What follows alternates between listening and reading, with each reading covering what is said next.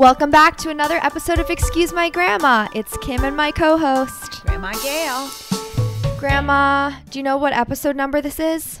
I don't know. It seems like it's 190, but what's the actual number? Episode 18. Very exciting. Everybody's loving them. People are stopping me on the street. I can't get over it. I've become a star of my neighborhood. Well, right. In your neighborhood on Upper East, people are stopping you the same way as maybe some places in the Hamptons, in Palm Beach, etc. But like anywhere else. No one knows me outside of New York, outside of my little immediate shopping area. I mean, do you think the celeb life is fitting for you? I like it. You like the attention? I like it. I even went to the skin doctor and they were listening. The nurses were all listening to the podcasts. I felt like a star. But they didn't give me any discount. I've gotten discounts from doctors. Oh, because they know you're the producer. Maybe. Do you have a favorite episode that we've done so far? I don't know. I think the one on The Bachelor I really thought was fun. Interesting. Because I thought you were going to say that was like your least favorite. No, I'm getting to think that was my favorite because I have a platform of being able to criticize something that I really feel strongly about. I think you have that platform all the time. You can criticize whatever you want. You usually don't feel like you have a filter anyway. No, I'm not holding back. But this actually, I thought, really got my gander up. And I listened to a little bit of it this week. Okay. And it solidified my realization that I really think the show is not up to par. I mean, I think it really is falling down. It might have been wonderful in the beginning. I didn't watch those. But the guys were in the mud, slopping around, trying to prove their masculinity. I have no idea what they're doing. And she's so unbelievable that I finally had to turn her off and put on another channel. It was too much. The only thing I really liked about the whole chapter was her sequin blouse. I thought that was very pretty on the dress, the sequin underneath. I know what you're at talking the final about. moment. Yeah. When she was giving some guy a rose. With that, after I saw that, I was just thinking, where'd you get that outfit? That was cool for you. I know. They should tag where they got the outfits from because I feel like a lot of people would copy these bachelors. I think for her, yes. The guys' outfits were awful. I mean, there's always like 10 guys in a salmon-colored suit. It was awful. It was just beyond terrible. Yeah. But anyway, let's go on. Well, we'll be able to discuss it further because some upcoming guests we have are part of Bachelor Nation. Which should be really exciting. Some previous bachelors and bachelorettes. And it should be interesting to hear their take on what's happening without the host. Because without Chris Harrison. I think that's going to be a big thing. Because I don't think without a really good host that the show really doesn't have it. Yeah. Okay, let's go on to what we're going to really talk about this week. Well, summer is here. Which I love, and the weather's been beautiful. And COVID restrictions are lifting. In New York City, we can do a lot of things without a mask, walking to a lot of different stores, manicurists, restaurants, whatever it may be, which is really exciting. And it's making a lot of people think about traveling again. Right, absolutely. I heard, actually, I think the flights are back up to almost 2019 levels. Yeah? Yeah. And a friend of mine just called me from Mykonos, said it's great. Restaurants are full of Americans. So I guess people have just had it. They feel, once they've had the vaccine, they feel relatively safe and are going to go live their lives. We had a year of a lockdown. It's enough. Well, what do you think will be the most popular trips for people to take? Because I've heard a lot of Greece. Well, Greece, because I think Greece is certainly because it's an island and they seem to have done a pretty good job. They were one of the first ones open too. Yeah. And I don't know about Israel. I know Israel is really fully vaccinated. France is all open. London pulled back this week, so maybe they're having a little problem with one of the variants. Yeah, and I've heard a lot of people doing like Amalfi, like Italy. I think America is going to be where we're going to go this summer. I think Utah, the parks, California. California's all open. And which is I've heard exciting. like some Newport, Charleston. Like which are great cities and fun to go to. If I was like 25 and I love to drive, I think I'd take a trip cross country. Really, it would be so neat and do all the great parks and see America. See America first. I think it's really could be my slogan this summer. Oh no. Well, yeah, I think that people are also talking about planning their trips and whether or not they're going to go with a significant other, with friends, whatever it is. An interesting thing I wanted, I guess, to discuss is, when is it okay to take a trip with somebody that you're seeing? Can it be after a week? Can it be after 3 months? Or do you have to wait like a year until you're really secure in it? A year, forget. A year in your life is too long for anything. But I think knowing somebody well enough to be comfortable about going to a hotel, and I'm sure sharing a room. So Right. it can't be 2 dates. It can't be 6 dates. It has to be a couple of months of going out. But do you have to be boyfriend and girlfriend, or can it just be someone you're seeing? Oh, this is our same discussion again. I know. I can't go through that. I hate to bring it up every time. I just am thinking about the people that I talk to, because I see friends every day, and I try to do my research for this podcast. And I was with a bunch of girls last night, and they all have different thoughts about it. I guess, like, there's one girlfriend was telling me that there's a big group of girls and guys going on a vacation. Well, that's fine. It's Europe. a group thing. I think it's perfect. That's cool. I mean, that's been time in memoriam where people rented houses together, people went away together, and now I guess they have all these shares that you can do as a group. But a one-on-one is different than a group. A group, if you know somebody a week and there's a whole group going, why not have a good time and go?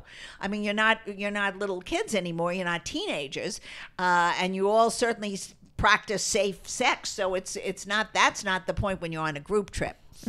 I think it's the one-on-one that becomes a little tricky, unless you have a relationship with somebody that says, you know what, let's just go away together. We love being together.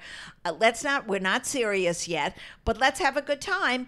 I could see that after maybe 8 or 9 dates or 10 dates. Right. You have to know you have common interests. You can't go traipsing across to the Grand Canyon and find out one doesn't want to go on a mule. I mean, so you really need to know the likes and dislikes of the person. Would that be you're a deal traveling breaker with. if they wanted to go on a mule and you didn't? Like, Well, you know what I mean? It It doesn't certainly ruined the matter. Grand Canyon for me. And that's the greatest sight in the world for me. I mean, to look out and see that is like being in another world. Yeah, I think it can make or break. Yeah. I think that would people be a say that deal all the breaker. time. If No, somebody doesn't want to swim in a pool. That's not what I'm saying. I'm saying a vacation with somebody can make or break the relationship. Well, it certainly could break it. Yeah. Just Because- because, like, so much time with one person. And if you don't like the same Right. things, then it certainly could break it. Yeah. You see them, all of their habits and the way that they act. when And they're- your habits, whether Yeah. you pick up your clothes at night or whether you throw the towel on the Are you floor. looking around the room because it's a little messy? No, it's not messy at all. It's I'm beautiful. so You're very organized. organized. You're very, very downtown chic. Oh, So thanks. you're good.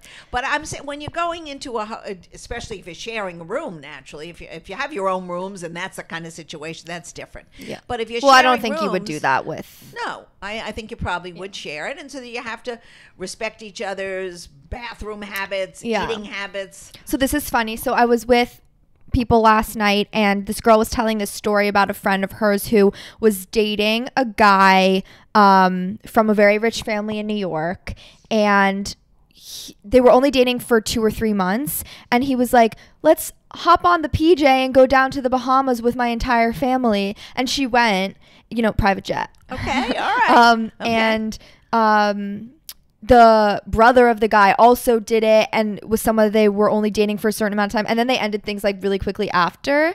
But it's like, Well, that's too bad. Then they weren't meant to be. yeah, but Sometimes it could have been for the taking someone on a positive. family vacation, like, I mean, I don't know. I understand why she said yes. I guess that seems really like, Well, I think if the family sometimes has a house someplace, a vacation house, and it all arises and you're all friends, it does put pressure on the relationship because you're adding now in brothers, you're adding in sisters, you're adding in mother and father. I wouldn't do that. To me, that's the kiss of death. but I think we talked about this maybe with Lindsay Metzelaar. We met at Acme on that episode of, I don't think you should take a trip with the person's family if you haven't done a trip with them alone first. I think that's a good rule. Yeah. I think that is a good rule, and I certainly wouldn't do it. I mean, it only works if you've grown up with somebody and it's family friends and you really know the people and they say, come on, we're going down there. Then, you've had a long history together, even if you're not boyfriend and girlfriend.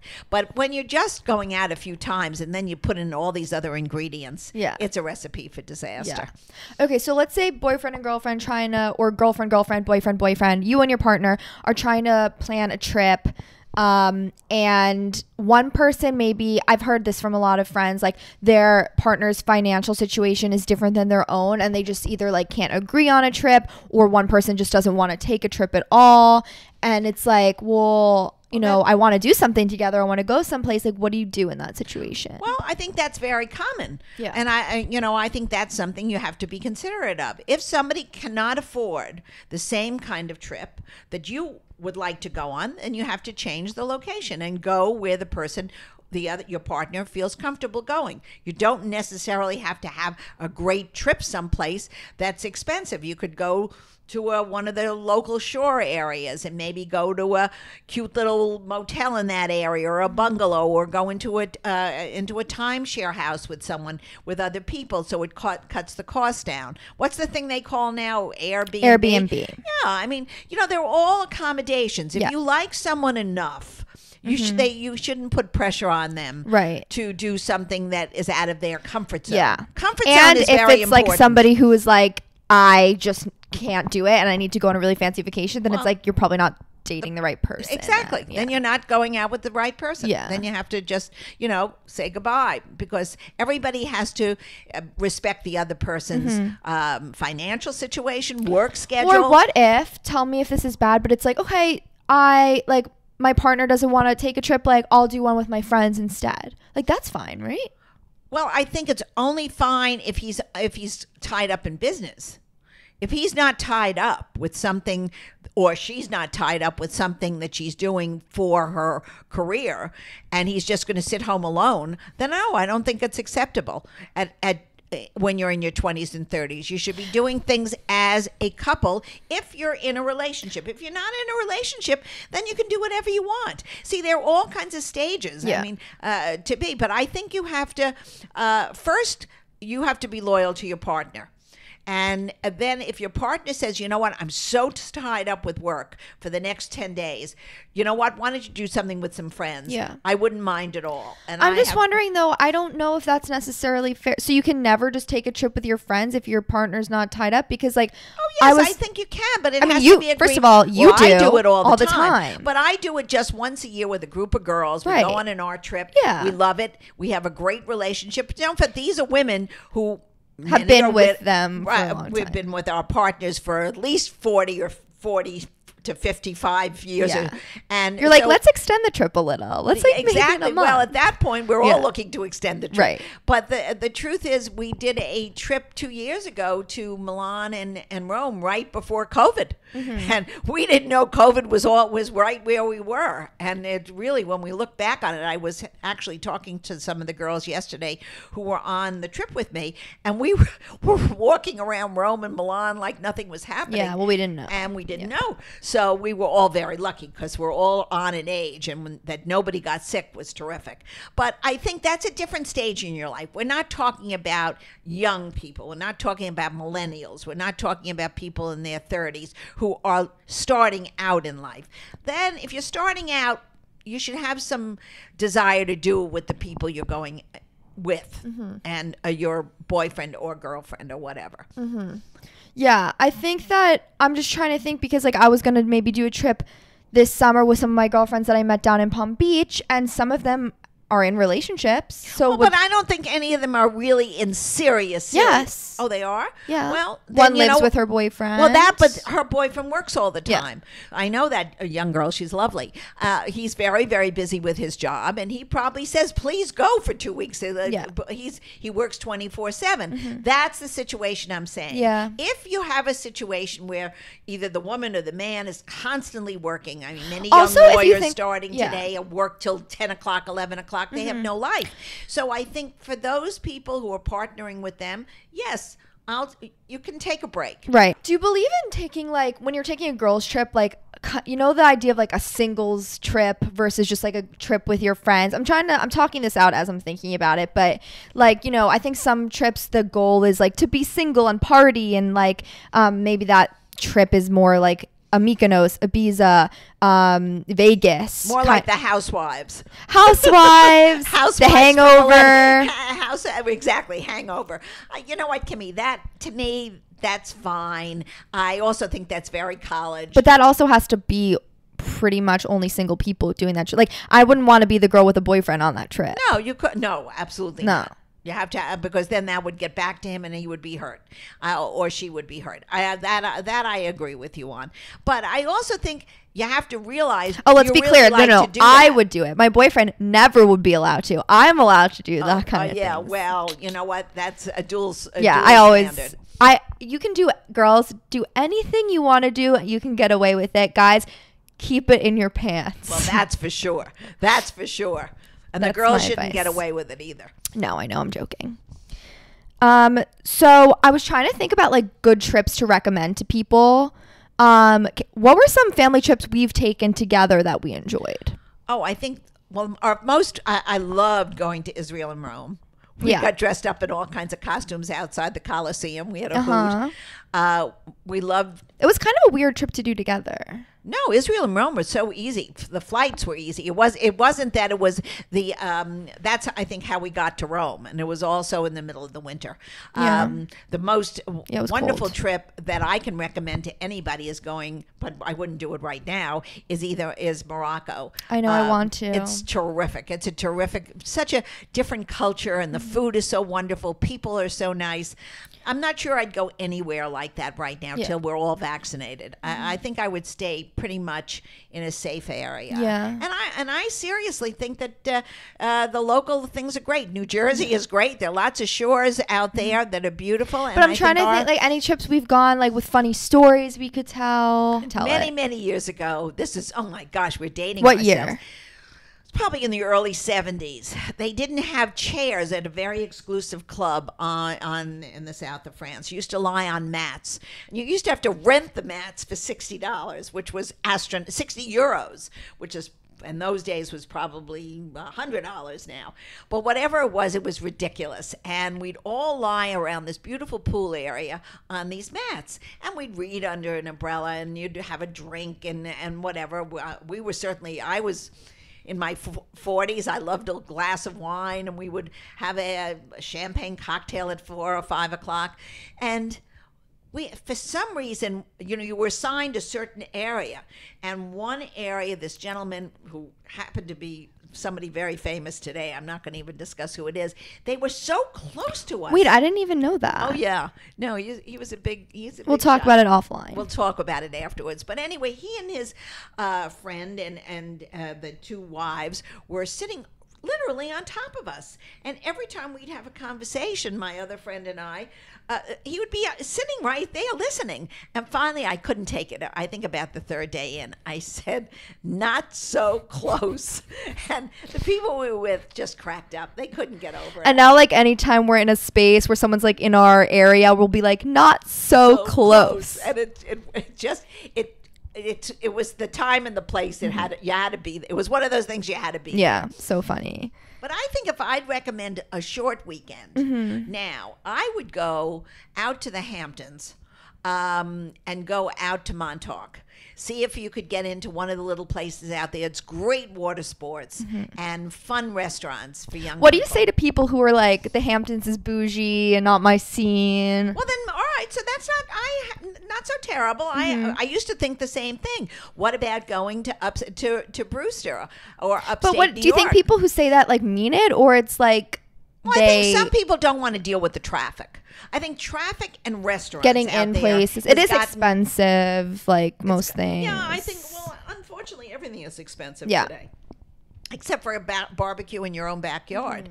So I think, you have a certain price that they're going to charge you in these places, and there are lots of different lodges out there that go from very, very expensive to moderate. Yeah. I mean, Gurney's Inn now is astronomical. It's the same as going to Europe or Topping Rose, but you don't have to go to those places. There's some little bed and breakfasts out there that are charged. Basically, it has to be somebody that wants to sun and surf. You're not seeing anything historical out there. Oh, yeah. If you want to do a sightseeing trip, the Hamptons is not for you. Then you have to do something else. If you want to drink Whispering Angel, well, then the Hamptons is for you. Then it's for you. Sponsor us. Exactly. Okay, so do you want to do some listener questions? Okay, that sounds great. Some person wrote in and said that they are going to stay with their girlfriend's parents for the weekend, and what they should bring for a house gift. Well, I'll tell you what. Somebody sent Poppy and I once, which was the greatest gift. There's a app or a site called Goldbellies. I don't know. They should advertise with us. That sends all different things from lobsters to whoopie pies to salmon and bagels and anything you can, ice cream from, I don't know, the Midwest. It's a great source of fun things, and you can almost get a package. It all comes frozen to the and delivered to the door. That's fun. I also think you can't send too many, fruits and vegetables, because that, especially in the Hamptons, they have so many farms. That's not really a particularly great gift. But I also think if you know the people's likes, if they like to read, sometimes you get two different books for the husband and the wife, which is always nice. People always love to get that, the newest book that's on the market. I never think about that one. Oh, I always buy books because and I also like to buy the new art books, because if you know people are interested in art, there's always a new one coming out, and it's very nice. And or some little kind of pottery thing. Did everybody see our cups that somebody sent us for the podcast, Kim? They've got our pictures on one. It's so cool. And then on this side, it says, keep calm and podcast. So I think something personalized sometimes is fun. You have to be a little creative, even making your own cookies and maybe wrapping it in a great basket. That's something that, wouldn't be, that the hostess wouldn't have made themselves. Can be really super. Yeah. So someone wrote in that their significant other has only had one previous relationship and they're 30. Is that a red flag?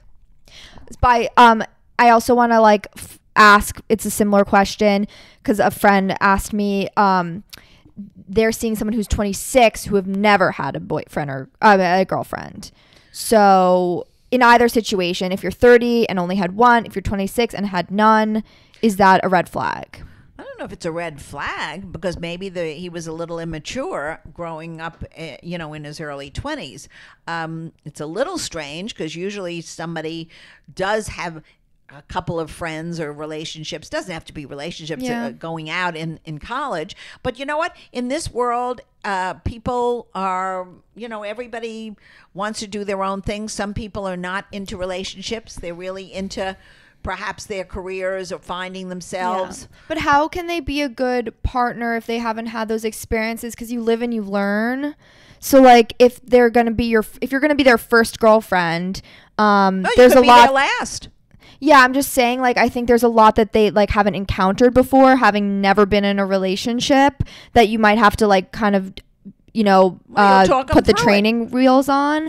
But a lot of people also like that. I joke all the time because it's you can trick them because they don't know what's normal. So you can be yes, no, boyfriends all the time do their girlfriend's errands and massage them. And no, I'm joking, but you can kind of make your own rules. I know, but you know what? If it's a nice then person, they catch on. Right. I'm sure they all catch on. Yeah. No one's giving you a massage all day long. Right. I really think that there's no hard, fast rule on this. If somebody is nice and hasn't had a boyfriend or a girlfriend and they're 26 years old, a little strange. However, if it's a nice person and you like him and he seems to like you, make it your first and last relationship. It's perfect. Mm-hmm. Sometimes that's better When you've seen too many people, after a while, everyone gets jaded, and it ends up nobody likes anybody. So sometimes the innocent one is the right one to go with.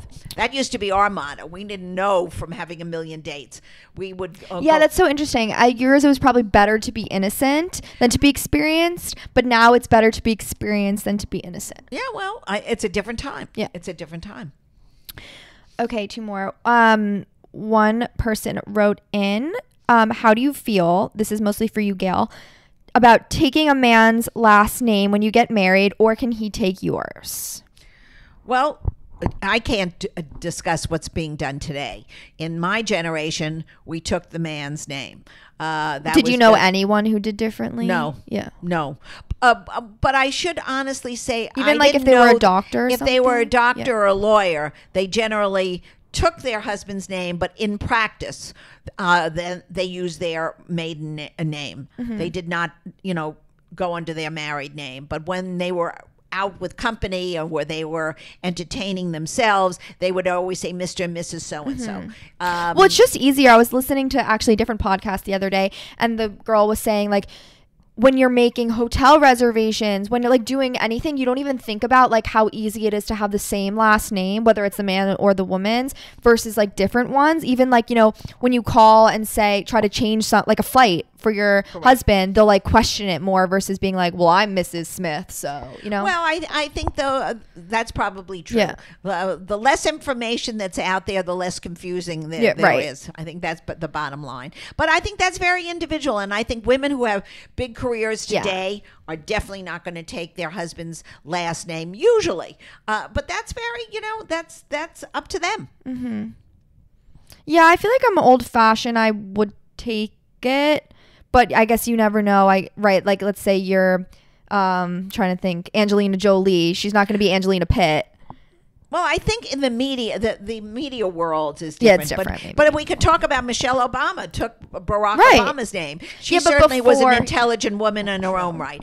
Jill Biden, who's now the first lady, took her husband's name, and she's a doctor in her own right of letters. True. So I think for most cases, socially, it's right to take the husband's name, but for your professional career, you're certainly entitled to use your maiden name.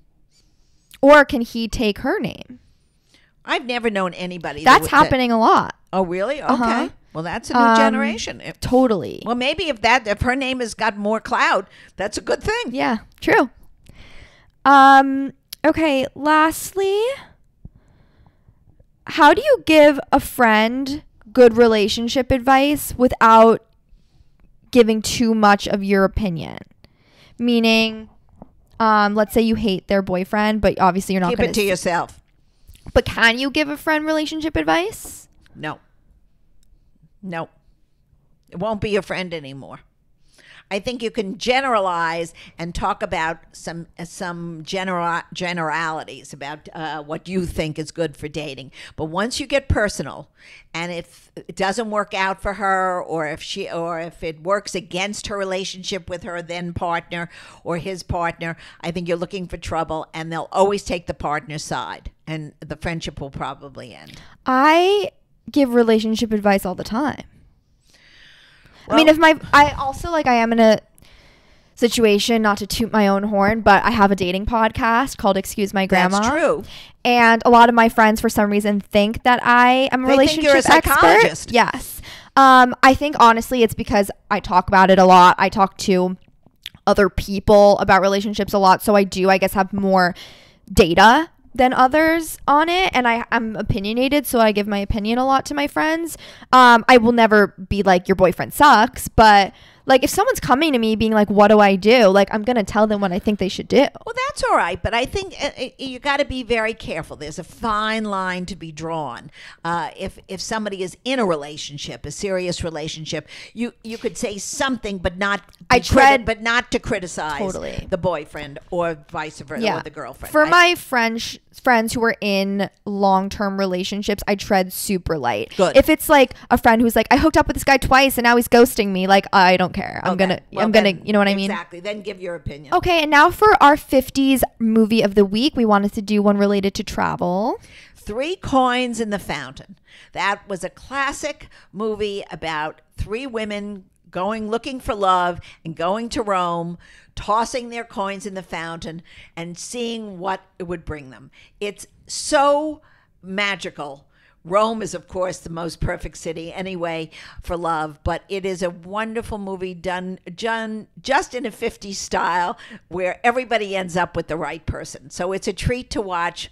I absolutely suggest it to our viewers. Wasn't there a song associated with it? Three Coins in the Fountain. How's it go? 3 coins in the fountain.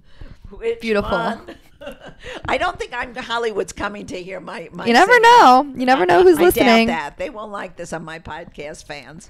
Okay, guys, that was another great episode of Excuse My Grandma. You know, you can follow us on Instagram and TikTok at Excuse My Grandma. Check out our website, excusemygrandma.com. Send in all of your questions so we can answer them on the podcast. We love to hear from you.